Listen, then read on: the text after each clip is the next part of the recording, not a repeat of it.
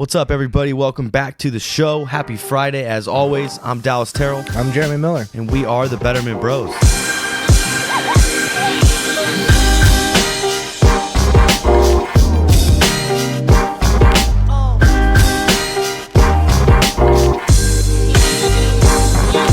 What's up? Welcome back, Betterment Bros fam. We are glad to have you guys. We are happy and fuck, dude.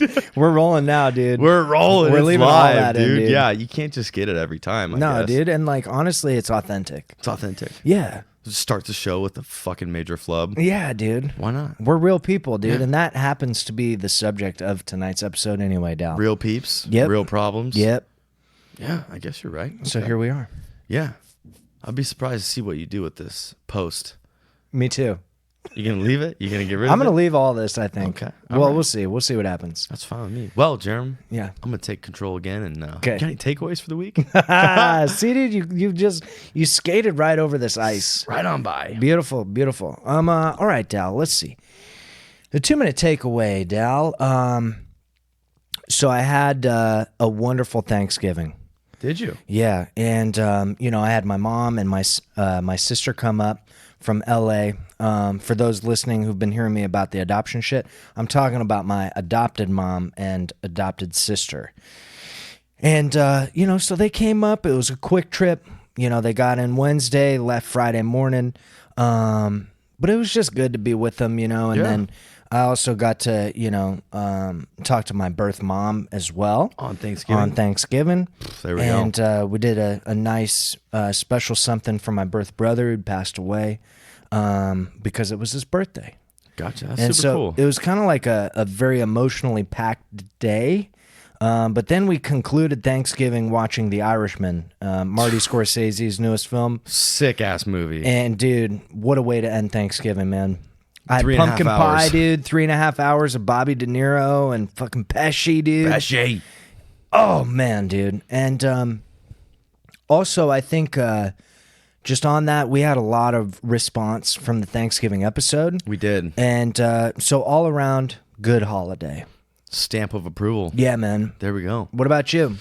Well, I mean, I think my takeaway too, like Thanksgiving was super awesome. I spent at this facility with clients, you know, kind of being that stable person. Oftentimes clients, this is kind of good for the episode too with the direction we're going to take it. But a lot of times clients they're sad, dude. You know, they're sober, they're newly sober, they're not at home, they're not with their family. Yep. And it's a really like eye-opening, like you fucked up moment. Like you aren't with these people because of the things that you did. It gets real on the holidays, It gets real, dude. So it almost kind of ends up being like this consequence or like fuck me type Like a of punishment moment. almost. Totally, yeah. Yeah. Like, so it's good. I like being there because I like to be the guy that turns that around. I like reframe. I fucking walk with some of these clients. I'm like, dude, let's find some takeaways right now. Like, what are you grateful for? Just shit we talked about last episode. And, Yep. Really kind of helped a lot of clients turn it around on Thursday, which to me, that's my purpose, dude. That feels good, and that will always feel good. Another quick one is I enrolled in this like nutrition class online. You did? Yeah, it's precision nutrition. So if anyone out there listening has any like negative reviews on them, send them to me. I kind of read all the reviews. They seem pretty good. So you get like a certificate? You get a certificate. Yeah, you become like a precision nutrition level 1. I forget what the word is, nutritionist or something like that. Yeah. You're like a certified nutritionist through precision nutrition. Wow. It's like they send you textbooks and you do it and read it and you watch all the stuff online and answer exams and it's super thorough. But the cool part is a lot of the focus is more on coaching nutrition. How to get people to get the results they want, how to get people to eat better when they don't want to. Oh my God, dude. Right? Which is like, dude, that's crazy. That's a difficult thing to grasp. This is big news, man. big news, dude. I'm proud of you, dude. Yeah, thank you, man. This is awesome. I'm excited for that. I think, not to like plan your future for you. Yeah, do it. But I foresee a lot of, your fitness and nutrition stuff being made available to our audience. I think that'd be pretty helpful. Because we get a lot of questions on Instagram about like fitness and shit because we talk about it a lot. We do. And you definitely know the mechanics way more than I do. And so when you couple that with nutrition and you couple those two things with food and how to cook, so now you're talking about chef coaching, nutrition coaching, fitness coaching, and life coaching. So really, dude, you're taking the Betterment Bros to like a one-stop shop kind of deal. You want to fix your life, you come hang out with Dallas and Jeremy at the Betterment Bros, dude. It's going to get fixed. You're going to eat good. You're going to feel good. You're going to think better. Fuck. Damn. I'm stoked. Yeah, and thanks for listening to our episode. Yeah, dude, yeah. That's it. That's a wrap. And that's the episode. That's the episode, dude. Dal is now a nutritionist in training, and you're going to get some help. There's the plug. Yeah. So those are my takeaways, dude, Damn. for the week. Yeah. That's dope. Super excited. Super pumped. That's good. We'll see. It could be a lot of work, and I'll be like, damn. But It'll be worth it, though. the work will be worth it. Once you're done, dude. And the price will be worth it as well. Yeah. It's kind of hefty, but. Well, you got abs, dude. Got it Cyber Monday. You know, there you go. You got abs. Other people want abs.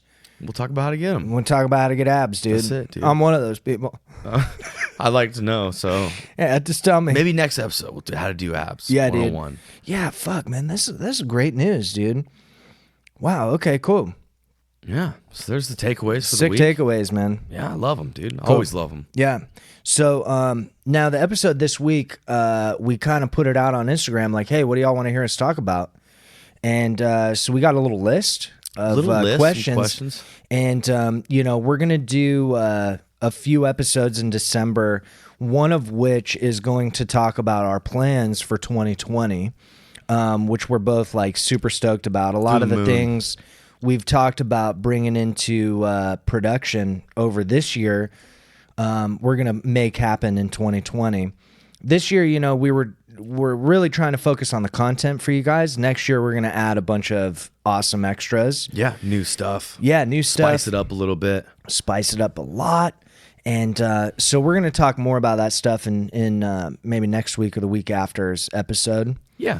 And before the new year. Yeah, before the new year. We got a lot of really exciting stuff for you guys. I'm really excited. I'm excited too. Yeah. Especially next week, we've got the special guest episode. That's right, dude. With our buddy Sam. Yeah, Sam's coming on the show. Our first guest. First guest. Yep. Perfect first guest, dude. Yeah, dude. So that'll be awesome. Make sure you tune in next week's episode because it's our first guest. We're extremely happy to have him, and we know that you guys are going to get a lot out of it. Yeah, for sure. There'll be 3 people's feedback on life. Yeah, we're tripling down, dude. Still for 0.00099. Right. 0. Yep. For free.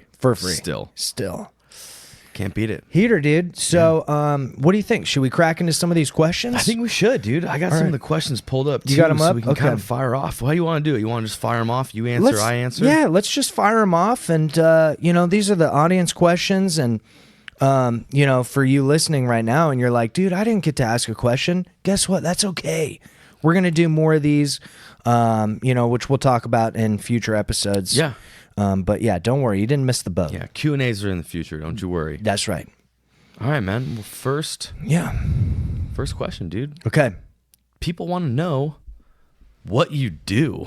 At work? Yeah, like what do you do, like specifically? Oh, shit. Okay. Yeah, like people know you work in treatment, you work in rehabs and stuff like that. And you work in kind of that community, that field. Sure. But what is it that you actually do? Okay, so check this out, y'all. This is what I do at work. So my job is to essentially all the social media stuff. I've got the media team is under me, but also as far as like community outreach, which is a bigger part of my job, is basically I cruise around, through the community with doctors, lawyers, hospitals, therapists, clinicians, other treatment centers, people in the recovery community, and educate them on our services so that if they, run into someone that's a really good clinical fit for us, they can call me. But beyond that, I network with all the treatment centers, because the drug problem is so huge, right? It's not like we're competing with each other because there's unfortunately the reality is that there's enough addicts out there to go around for us all to be full all the time. And so what we do that I'm really proud of is we don't compete, we collaborate. Mm-hmm. And so, in previous episodes when it's like, Jeremy, I need help, right? Even if you don't come to our program, I'm going to make sure you get somewhere good that I've been to. I know the staff. Talk to them, you know all about them, I've been what to they the facility, you know, and so I'm a community advocate for recovery. So, you know, even people in our network personally will call me, they'll call Mariah, they'll call you and say, hey, like, you know, my brother's like really struggling. Can you talk to him? Mm-hmm. Right. And that's one thing that in 2019 I really started doing more of is like, you know, almost like consulting, but it's really like, hey, I'm just here in your corner, dude, like to support you in crisis, you know? And so, yeah, and that's, you know, we've talked about it before. Why we started the show is because I was a counselor first, and I miss that action, dude. I miss like talking to people in crisis and talking to them at their lowest and, you know, showing them that ray of light, you know? And so that's why we do the Betterment Bros, is because now I'm more on like the business side. Right. And so every once in a while I'll field a call or I'll meet with, you know, a mom at Starbucks and, you know, and I'll fill the compassion tanks that way. But yeah, that's like kind of the summed up version. Yeah, I think that makes sense. Yeah. I think you did a pretty good job What do you explaining do? what you do. What do I do? Yeah, what do you do, Dal? This is kind of fun answering the questions. Yeah, it's kind of You know? fun. Yeah, I Yeah. like it, dude. Usually we're the ones answering the questions. Yeah. Well, we're still answering, but They're about they're us. of us. Yeah. Yeah. Okay. Well, what I do is I work at the same place as Jeremy Miller, and I'm the director of life intervention counseling. Ooh. And it's more of a specific type of counseling that we do. Essentially, the main things that we do is work on addressing problems outside of rehab, right? Outside of treatment. We do a lot of rebuilding trust with families. We do a lot of eliminating, you know, drug dealers and toxic sources of friends, and really kind of dealing with the negative aspects of life. One of the things that we do that I like the most is cleaning out clients' cell phones. Oh, yeah. Right? Because like nowadays, our phones represent who we are. Yep. Right? The apps that you have, the people that you text, the photos that you keep, the Browser websites history. that you go to, your browser history. You know, so if you come into treatment for 90 days and your phone's off, like the amount of negativity it's collecting without you even knowing. Oh, yeah. Sometimes overwhelming. You thick. pull up a Snapchat and there's 80 unopened Snapchats of drugs and needles and sex and this and that. And oftentimes it's overwhelming. Right. So a client finishes the program and it's like, hey, you're done. Here's your phone. That's pretty triggering. That's pretty hard to deal with. Yeah. So I do a lot of that stuff. I do the whole amends process, Which is huge process. which is massive, Yeah, it's right? massive. Kind of making amends to everyone that you harmed in your past and in your life. Kind of taking accountability for the things that we did wrong, so we can move forward. Amen. And if the audience is listening and has worked through something like that, you can, you know, attest to how difficult that can be to really confront all your demons, not just like in your head, but like in reality. Yep. And try and humble yourself enough to like smooth things over. Yep. Or at least dispel the idea that we're still shitty people or that we made mistakes and we're learning from them. Yeah. So that's essentially what I do. But more broadly, just I'm a one-on-one counselor for the clients that come to our facility. And the other half of the day, I coach CrossFit to our clients, right? And teach them how to move properly and safely and how to get the, you know, kind of the results they want, how to get fit. So I kind of hit it from both sides. Yeah, well, and that's an important thing I think that we are really proud of is that, you know, the way we view life is that, you know, you can't really address one aspect and expect, you know, complete result. And so, you know, we do body work, mind, body, spirit, actually addressing each of which with equal attention. And that's a lot of what we talk about on the show. We're always plugging fitness because you can heal your mind all day, but if your body's running on empty, your mind is going to, you know, follow suit. Yeah. You know, and so, yeah, that's just a quick plug as to why we stress fitness so much is because, dude, like I can be happy as a clam, but if my body is shutting down on me, like, I mean, come on, like Can't do much with that. you're putting a ceiling on your gains, you know? Yeah, why get your mind right when your body can't keep up? Exactly. You know? Yeah. A body in motion is a mind in motion. That's it. That's what they say. Yep. So that's pretty cool. All right, dude. Well, I All think right. that answers the first question. All right. Audience, if you want to know more, next fucking Q&A, you can Hit send it again. us. Yeah. If that didn't suffice or scratch your itch. Yeah. We're scratching itches here at the Betterment Bros tonight. Let us know. That's right. All right, Jerem. So the next question is hit me. What are some pros to working in addiction, in treatment, recovery, and treatment? Oh man. What are some pros for you? Yeah, the pros. The biggest pro for me is that is doing what I can to shake the stigma of addiction and mental health. Yeah. And I think that is the biggest pro, is being able to tell people that come to us that have, quote unquote, I'm air quoting right now, destroyed their life and there's no hope. Yeah. And just being able to sit with them and hold space with them and look them in the eyes with full conviction and say, guess what, dude? Your life's not over yet. Nothing is forever. And there's light, dude. And we're going to turn it all around. And then seeing them actually execute on that. That's it, man. That's the pro. And being in the community, you know, it's like learning about, because it's my job to keep up with the industry standards, new developments, new criteria and things like that. And you know, just being part of the conversation that addiction is everywhere. Absolutely. And that it's you know, and it's bad. It's not, I don't want to say, I mean, it is bad, it's dark, it's grimy. But you know, something that really pisses me off is when like mental health and addiction are looked at like, well, just stop, just change, like just fix it. Like it's your fault. Like it's self-harm. Like you brought this on yourself. Yeah. Like put your shoulders up. Like, you know what, get the fuck out of here with that, dude. I hate that shit.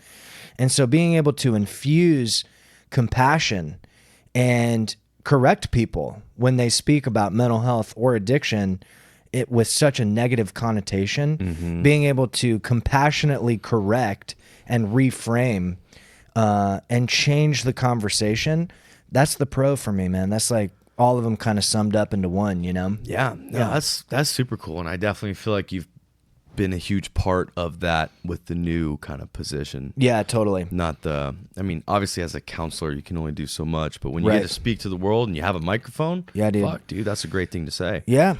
Amen. Yeah. So, I mean, I think a pro for me, as far as working in, you know, recovery and is like being part of the solution to the problem. Yeah, Just man. simply, you know, like at work, we always say like, we're saving lives. You know, and the feeling that comes from that, right? The feeling that comes from the execution that you were talking about, you really can't like put a price on it. You really can't put, you know, it's hard to describe. Yeah. It's hard to describe to someone that hasn't physically saved somebody's life, like how that feels and how rewarding that feeling is. May I try? Yeah. Okay, let me jump in and paint a little picture. Yeah, paint it. Okay, so picture yourself, right? And somebody comes to you, right? And they're 40 pounds underweight. They were homeless. Their family disowned them. You know, everything in their life has completely fallen apart, and they are 100% hopeless, depressed, physically, mentally, emotionally, spiritually, completely just in shambles, right? And you work with this person day in, day out for 3 months, 4 months, 5 months. And then they stand at the podium on graduation night, which we do every single Friday, right? And they are crying their eyes out, and they look healthy, and they're, you know, their face is full. They put on weight. They're buff and toned. Confident. From CrossFit. They're confident in their self. They're present. They're in the moment, and they're crying, right? And they're thanking us, the staff, for showing them the way to save their own life. And then mom gets up, dad gets up, and they're crying, and they say, we finally have our son back. We finally have our daughter back. Like, we thought the next phone call was going to be that they were dead or that they were in jail, you know. And the emotions that go on Friday night up on the hill, I mean, dude, when you hear loved ones expressing gratitude, I mean, think about it. Like, imagine if like you were in the hospital, right? And nobody knew if you were going to be okay. And then the doctor came out and said, guess what? Like, he's okay. And that feeling you get of relief. And that's the feeling of like having saved that person's life, you know? And and there's nothing really like it. Nothing at all. You know, and especially because you just kind of nudge them and you get to watch them do their work and find their own way, you know, just with your gentle guidance. Yeah. It's beautiful, man. Yeah. Influencing someone to live is there's nothing else like it. No, you know? it's really hard to describe. It's super hard to describe, as you could tell from this podcast. You know, dude. it's like, it's just great. Yeah. You know? Oh, it's awesome. But I think that is like the biggest pro is saving someone from death. Yeah. Literal death. Like literal death, dude. Yeah, man. And it's awesome. Taking a active role in making that happen. Yep. Amen. So, okay, the next question. There's you ready the pros. for it? Okay. Well, yeah, I feel like I know what's coming. Yeah. Yeah, the cons. Yeah. Very well done, Jerem. Oh, gosh. So, Jerem, what are the cons? what are some cons to working in Well, recovery?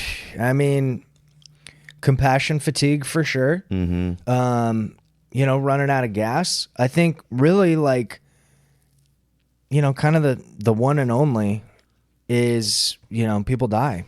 Yeah. You know, you take all that emotionality from the pros and you just flip it 180 and there's the cons, dude. They're the same thing. You know, like I've been the one to get that call, you know, the mom calling up and, you know, thanking us for like the time they had. Yeah. But I mean, you know, the reality is that working in the addiction industry, it is so beautiful and rewarding.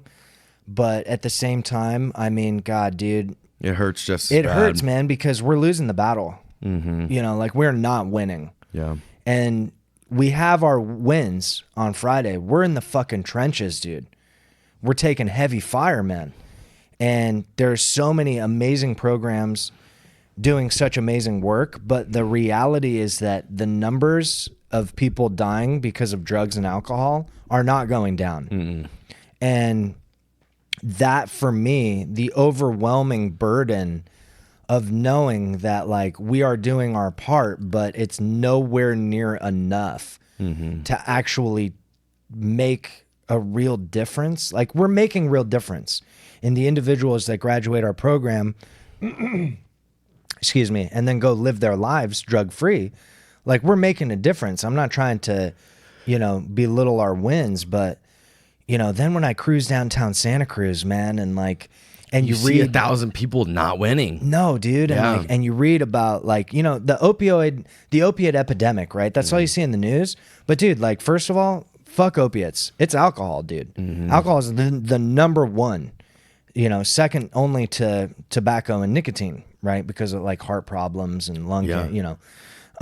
But we're like facing big alcohol, you know, and big pharma. And we're just like a little rehab, like rehab. It's like, fuck, man, it's daunting, it's overwhelming, and the odds are not in our favor. No, and you read about it every day. You know, mom with kids fucking found in her car, like, dude, it's just, and the thought of like I could have helped her, you know, or like if someone we know, like I've lost people, man, and the you know, and I've really done a lot of my own work to kind of get out of this thought, but of like, damn, I could have done more.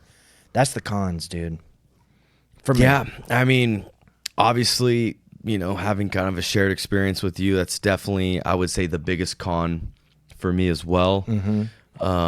Just to kind of help out the audience, try to think of some other ones, so we're not kind of saying the same thing. Sure. Not that it's not true. Fuck, man, it's the biggest thing. It's what hurts the most. I appreciate these questions, honestly. Yeah, I do too. You know, there's definitely cons. There's pros and cons to everything, you know. I think one of the biggest cons for me is like almost the step before losing someone is like the actual experience of these people that are helpless, not wanting the help. Oh, man. Like that feeling to me, because I know where that feeling leads. Yeah.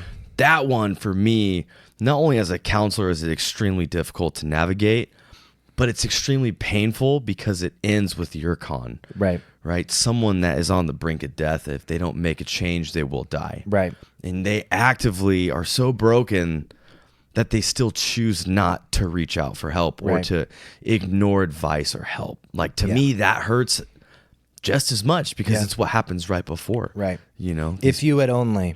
Yeah, exactly. Yeah, it's brutal. Super brutal, dude. So I would say for me, that is the con. You know, but obviously I think the pros outweigh the cons every day. Big time. That's why we've been at it as long as we had, dude. Yeah. Even just saving one person, dude, it's good enough for me. Yep. We've saved a fucking lot more than that. Hell yeah. So. Yeah. No, and I'm going to keep going. Yeah. And it's, you know, the truth is that it is very dark. Mm-hmm. You know, I mean, and, you know, we're not like branded as a recovery podcast, but like the truth is like mental health too is like at all time scary highs, dude. Like suicide rates, you know, ideation, depression, anxiety, like they're through the roof. And, you know, in mental health, like luckily in 2019, it took, you know, a couple celebrities passing away for people to really open the conversation. And I'm glad it did, because it's something we need to talk about more. Mm-hmm. It's okay to not be okay. Yeah.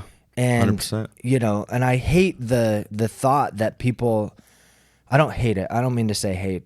It pains me knowing that there's so many people just cruising around like hurting, dude, and not talking about it. Yeah. And that to me is like what hurts the most, is like just talking about it, just airing it out.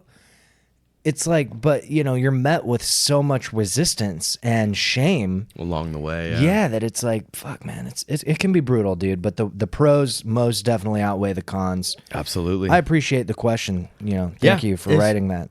Yeah, absolutely. It's the truth, man. Yeah. So why don't you crack off the next question there, Okay, Jerem? let me pull up this list. We got a list here. We had to put a list.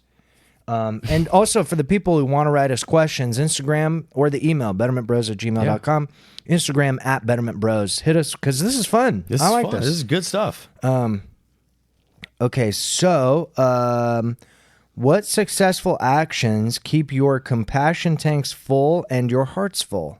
Ooh, okay. Fuck. Yeah, let's brighten it back up here in the room. Brighten it back up, dude. How do we keep the compassion tanks full? Yeah, what do you do, Dal?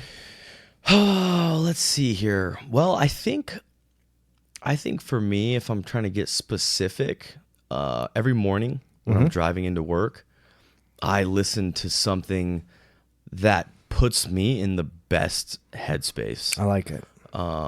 A lot of those things are Inky Johnson, Eric Thomas, Tony Raw. I put on something that I know that puts me in the most like successful, like upbeat, like helpful state of mind. Yeah. Right. So I use little things like that, little strategies like that to make sure that I am capable of being compassionate and being ready to help. Because it's not like that every day. You know, especially just recently, it rained for 5 days in a row. Like, yeah, dude. Rain is just like aligns with depression. Like sometimes they're linked together. It's like a lack of light, you know, and it just feels dark. So I combat that first, so I know that the version of myself that I bring to work is good. Yep. And can be productive and helpful. I like that. And it's a lot of purpose. Like I wake up in the morning and I remember that my goal and my purpose is to save someone's life. And that is so much bigger than how I actually feel. That is so much bigger than being anxious about not knowing what to say. That's so much bigger than fear of not saving someone's life. Right? So I essentially what I'm trying to say is I get myself right. And once I know that I'm right, I can go produce that work. I like that. So that's something that I do to keep my compassion tank full. Yep. Something else that I do actively while I'm at work, while I'm talking to someone, you know, maybe a client that's aggressive or agitated or hostile, whatever it may be. I kind of say the same thing. Like if I don't try my hardest, you could die. Right. And I'm not willing to let you die or let you not get enough help because of my shit. Yep. Like I will sit and I will take whatever I need to take so that you have a chance. I love it. So whatever that looks like, that's what I remind myself of, you know? And then also every Friday, dude. Yep. Things like this, takeaways, gratitude, Yeah. Friday, seeing people's success. Yep. keeps reaffirming that we're doing the right thing, or Totally. that I'm doing the right thing. Yep. And I'm going to continue fucking doing that. Love it. That's what I do. Sure. And that keeps my heart full. That's awesome. Yeah. Yeah, dude. Fuck, What about you, man? That's what good, keeps what keeps your compassion tank full? All of those things. Yeah. I do the same thing. In your own kind of different ways. Yeah, definitely the morning rituals, very, very similar. I hit the gym first thing in the morning. Bingo. And I lift better actually at night, but going in the morning does more for my mind than it does my body. There we go. It just gets me in the zone. 6:30, I'm up, I'm doing it, right? But and then all the same things like like the names you listed, like all those guys, same deal. I think one thing that has actually really been transformative is saying no when I want to. Mm-hmm. And so, I was always kind of the guy that it's like I'd go along with stuff or I'd do stuff because I knew other people wanted me to, or like I was afraid that, like saying, like if I said no, the kind of like backflash of saying no isn't worth the 2 hours of me just going. Right. Like, Jeremy, come do this thing. And I'm like, I don't really want to, but I will, because if I don't, it'll be worse for me because of all the shit I'm going to get. Have to deal with for not going. Like, or like, hey, Jeremy, dude, like, hey, help me with this, or like, help me with that, or do this, or do. And so one thing I've really done is I'm just like, I don't want to do that, so I'm not going to. Right. And what it's allowed me to do is, it makes me appreciate the things I say yes to, because they're things that I actively want to engage in. And then I'm in the moment. Then I'm actually there, because I'm not there out of obligation. I'm there out of choice. Right. But also because it proves to me that it's okay to put me first. And so I've been really selective with that, especially like, like I love meeting new people. I'm like I'm a social guy, dude. I love people, but also like I've got a squad, and it's exactly what I need it to be and made up of who I want it to be made up of. It's not like open enrollment for friends right now. It's really not, dude. And that's the thing. It was open enrollment for all a the long time. Right. And I was spread too thin, and like people have told me like, oh man, whenever you're in the room, it's like the best energy and blah, blah, blah. And so I used to feel obligated. Like I need to give that to away. Be in the room. Yeah. But now it's like, no, dude, like I'm going to give that to people I want to give it to. Right. Not because I feel I should, but because I want to. And then they probably get a better version of you anyways That's along exactly the way. it. Like it's a version of you that's not spread thin. Exactly, dude. It's not the discounted version. It's me 100%, man. 100%. This ain't no Black Friday sale, Jeremy, dude. Yeah. Right? This is like middle of August, like full price, Jeremy. Full price. Right? I like that. And if people want to buy, they know the fucking price. You know what I mean? And so I think that's a big one for the compassion tanks, and also disengaging from the narrative, man. That's huge. Like there's times where I'm like, I really don't want to do this, and I'll just ask myself like, why not? Why don't you want to do this? Oh, because you're tired, right? Yeah, like, yeah. And I'll just kind of combat my narrative like that, and then when I'm there, like in a social situation, and it's kind of like, I don't know what to talk about, right? That could be like a big kind of buzzkill for a compassion tank, but instead I'm like, what could I talk about? So just that simple reframe helps me keep my tanks full. Yeah, absolutely, dude. I like that. Yeah. Yeah, no, that's really good.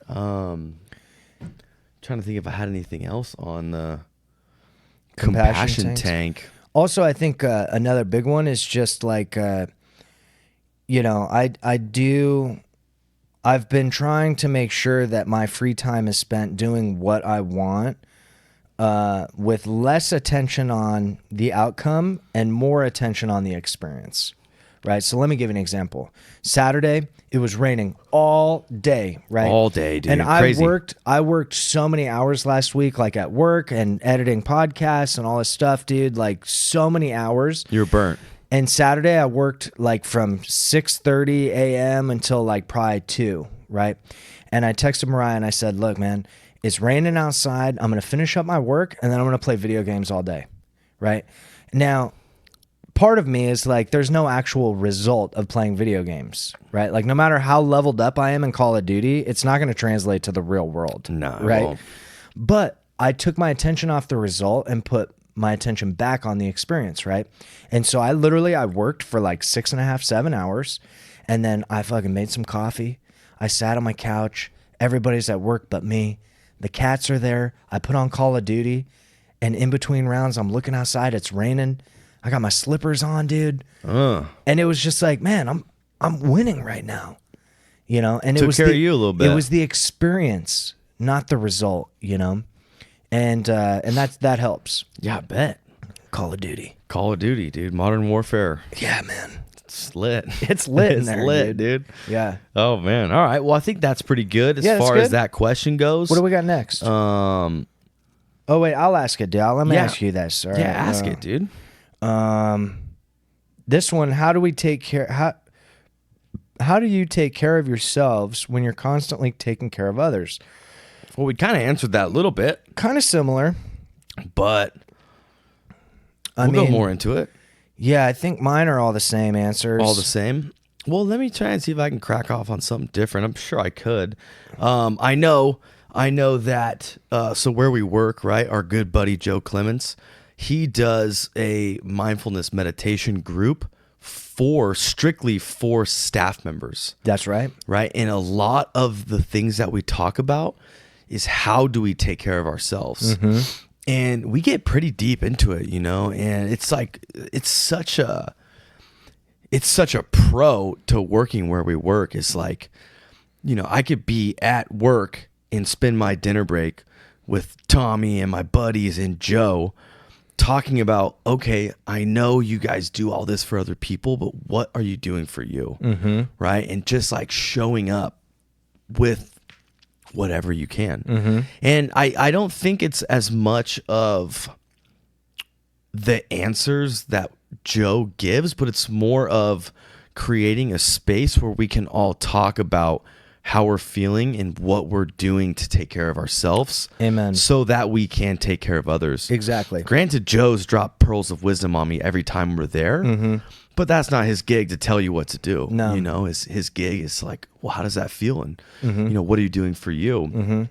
To the effect that when I'm counseling clients, I also have attention on how I'm feeling and how I'm responding to what they're saying. Because someone tells you, hey, man, like, you know, I don't want to live anymore.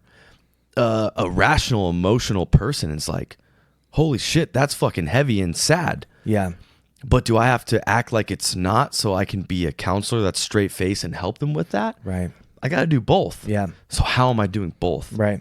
How am I there for them while being there for me? Right. And as Joe would say, there's a lot of wisdom in that experience of seeing how the fuck you feel, right? So how do we feel with all this going on? The answer is processing. The answer is communicating. Yep. And that is what we do, right? You and me do it. Me and my girlfriend do it. Me and Joe and Tommy, and we do it because this stuff that we talk about is heavy and it's real. And, you know, you gotta talk about it. Yep. You know, we've seen people that don't talk about it that we've worked with, and it's had a bad effect. Yeah, dude. Where you can't just pretend like you don't care. You can't just pretend like it doesn't hurt or it's not heavy. Right. Because it fucking is. And it's okay that it's it does. okay. Yeah. And it's normal, and that's cool. Yeah. You know, how can you take care of you tonight? How can you play some Call of Duty? Right. What kind of ice cream are you going to eat? How are you going to catch some wins so we can come back and do it again tomorrow? Yeah, dude, that's wisdom right there. And I think the action item for the audience, you know, listening, it's like how, you know, step one of like how to take care of you is step one, obviously, most notably, is just create a space to look at it. Right? Like we talk about it all the time. Awareness is everything, right? Like if people like, oh, I wish I didn't do that. Or like, oh, I don't like that about myself. Okay, just bring awareness to it. Yeah. The more you notice it, the more likely you are to make a change, the more invested you are in the outcome, right? And so I think like for me, a huge thing that I've only recently started doing in my recovery in my life is like, I used to think like I need to be without flaws. Like I can't make mistakes. I can't fuck up. I can't do it because how will it reflect on my reputation? The people that look up to me, like if they see me vulnerable, they're not going to like come to me with their shit, like blah, blah, blah. Right. And so for me, it's like, no, dude, like simply just being okay with what is going on or telling myself that whatever's going on is okay, right? Like, it doesn't have to be comfortable. It doesn't have to feel good, but I'm okay with that. I'm okay with welcoming that experience and watching it. And Joe Clements is so good at helping people tap into that wisdom of just recognizing, like, how do you feel, right? Like, how does that feel? Oh, it feels this, it feels that. Okay, where do you feel it, right? Like, that's how you take care of others, you know, and that's how you take care of you. And, you know, small plug, Spiritual AF, Spiritual AF or whatever podcast. I'm going to plug a link in the description. Yeah, absolutely. That's Joe and Roxanne, their podcast. It's awesome. And you guys, I mean, they are like the spiritual version of Betterment Bros. Okay? That's so true. And they're awesome. So I'll plug a link if you guys want more Joe Clements. He also does guided meditations on their Patreon. I think you pay like $4 a month and you get like weekly guided meditations from Joe Clements. And that shit will rock your world. Dude, it's less than a cup of coffee at Starbucks, right? So it's a sick deal. They're awesome meditations. I'm on their Patreon, dude. Yeah. Because I want that shit. I want that shit. I have worked with Joe for, I don't know, maybe 2 years 2 years now, yeah. That dude's changed my life. Oh, yeah. And I didn't even think I had that many problems. Oh, exactly. So fuck, dude. if you're in the audience and you're like, dude, I got hella problems. Yeah. Go see Joe. Yeah, dude. Joe Go Clements. see his podcast. Listen to him and Roxanne's podcast. Get on their Patreon. Check out their shit. Yep. And get some help. Get it. Listen. Yep. He's at _Joe.Clements_ on Instagram. Oh, okay. Find him, follow him. Also follow Roxanne. Find him, follow him, love him. Love him. Find Roxanne. She's spiritual _AF. Follow those guys, dude. They are incredible human beings. Boom. And they all, Roxanne posts some of the funniest shit I've ever seen. Dude. Oh my God, dude. Some of those memes. They like, get me, dude. I'm a meme guy, you know? Yeah, like, we like memes. And like spiritual memes. Like that's his own, as you would say, niche. Yeah, dude. It's like the that niche. is her niche, dude. Yeah. And she's fucking rocking it. She's crushing it. She's the dude. Yeah. I'm just kidding. She owns that game, She dude. owns it. Yeah, dude. All right, let me pull up the next one here. Pull up the next one. I think the last one. The last one of the evening. Thank you guys for these questions. This is awesome. Yeah, I feel really good. It's a lot less pressure too. Yeah. Like I can't fuck this up because it's already happened. It's like my life. You know? it's live. I fucked dude. that one up enough, you know. Yeah, so dude. like I can't make mistakes on this. No, dude. So what's your name? Easy. Dallas. Dallas Terrell. Yeah, dude. You know. Thanks, guys. Thanks for being here. Thanks for listening. Yeah. Okay, so how hard is it to try and help someone change when they do not want to?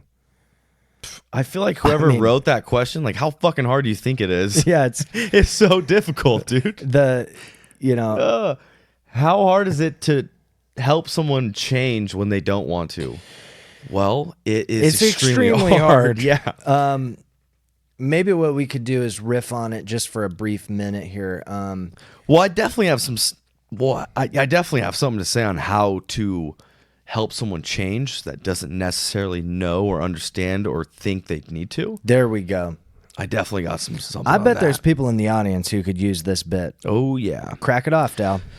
So I think specifically for our case, right? A lot of times we get clients that come in that are court ordered, clients that come in on interventions, clients that come in ultimatums, don't think they need to be here. So it's like essentially what you said about awareness. You can't fix a problem until you're aware of it. Right. So as a counselor, as someone that does a lot of counseling, a lot of things that we do is we just ask questions. We try to get you to put attention or put awareness onto what's wrong, right? We try to have your mind not manipulate the answers. It's like, hey man, how has shooting meth been working out for you lately? Right.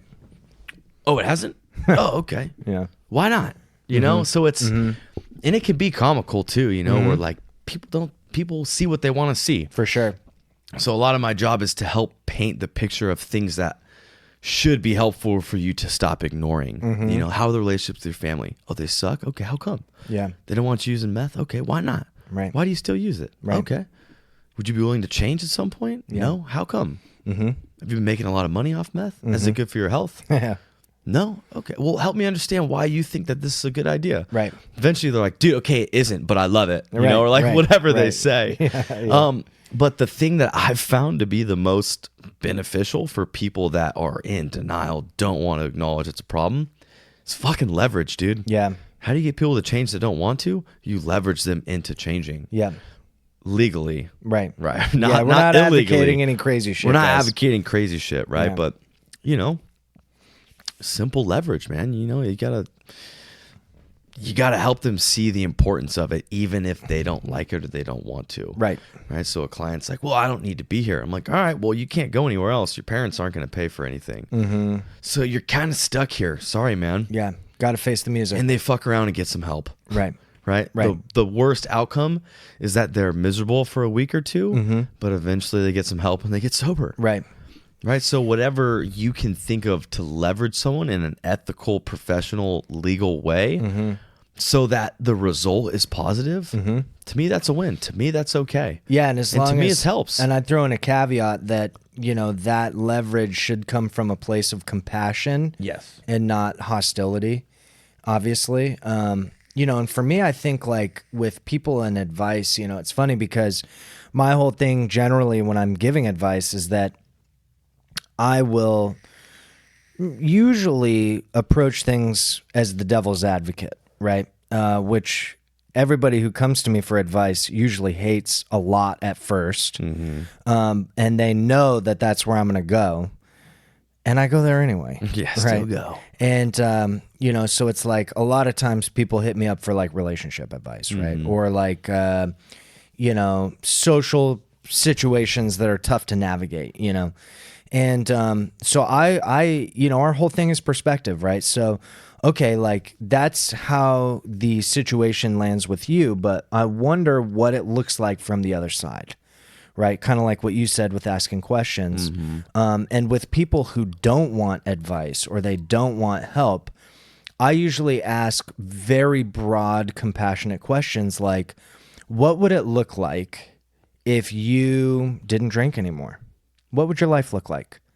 Right? Boring. Yeah. Then they rattle off all these negative answers and I just sit there and hold the space. I don't interject. You know, it's like I've had people not in recovery, not even like quote unquote like addicted, but they come to me and say, Jeremy, dude, I'm drinking way too much. Like, you know, what can I do? Like, I'm worried, you know, like my family's worried. And I say, what would it look like if you didn't drink? What would that look like for you? You know, what are the infinite possibilities of your life? What are the infinite possibilities? And I'll ask that question and you can see people spinning, you know, and because a lot of times if you don't want advice, they don't want me to tell them what to do. So I create a space, I open it for them to tell themselves what to do, what they know they already need to do, right? They just hear themselves say it. And so if you're in a situation, audience, where you're like, you know, I'm trying to help somebody that doesn't want help, or I'm trying to give someone advice and they don't want to hear it, maybe it's because you're saying too much, or maybe you're saying the wrong things. Yeah. And so for me, a lot of times I got to put my foot in my mouth because all I do is talk. And I just have to throw a huge question out and see what comes out, right? And then from there, you kind of navigate. And I find that when you ask somebody, you know, what does it look like? What are the infinite possibilities? You show them that you care about their well-being enough to not tell them what to do. That's true too. Right? And that you want to hear them say it. And if it's self-created, if it's, you know, if it's something that comes to them organically. It feels right. It feels right. Yeah. It feels right. And it definitely lands a lot better. A lot better. I know how I respond to being told what to do. Yeah, not me. Or like giving or getting advice that I don't entirely want or think that I need. Ooh, yeah. Ooh, yeah, dude. I They suck get with shut that. out. Yeah, dude. The response is not always optimum. No. But like if someone's like super neutral and like, well, what would happen if you didn't do that? I'm like, fuck, man, let me think about it. I think my life will get a little bit better and, you know, I'd probably get a little more like healthy and save some money. Like, fuck, man, that's not a bad idea. Yeah. Then you talked yourself into helping yourself. Exactly. You didn't even know it. Yep.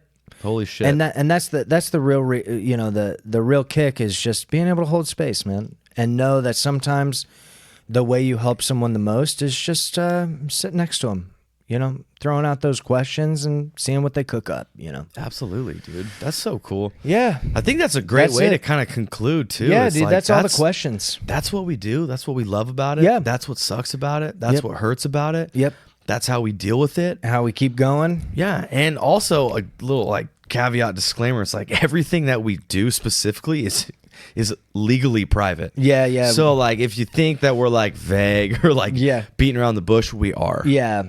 And we get sometimes we get specific questions. If you wrote or if you write in and you don't hear us answering it, it's not because we don't like you. Yeah. But like we are legally obligated to not disclose information about what we do at work. Right. Because, it's confidential and they're medical records. So we're not going to be on here like, oh, yeah, fucking Timmy, did it. So if we're vague, that's what's going on. Mm-hmm. Yeah. We're trying to give you what we can. Exactly. And it's cool because, like, a lot of people want to know. Yeah, totally. I know for the longest time, dude, I have wanted to see a rehab TV show for fucking ever. Oh, my God, dude. But, it would like, crush. the stuff that goes on. Yeah. If only we could talk about it, dude. I know. That would be the best podcast in the world. That was our first choice. Yeah. Betterment Bros was second. Yeah, dude. Yeah. Like the shit that goes on in treatment and at rehabs. Yeah. Oh man, there's some characters. Yeah. Let me tell you what. It is the best side of humanity. Oh, it really is, I mean, in weird ways, but it's awesome. But yeah, no, hey guys, look, we appreciate your questions.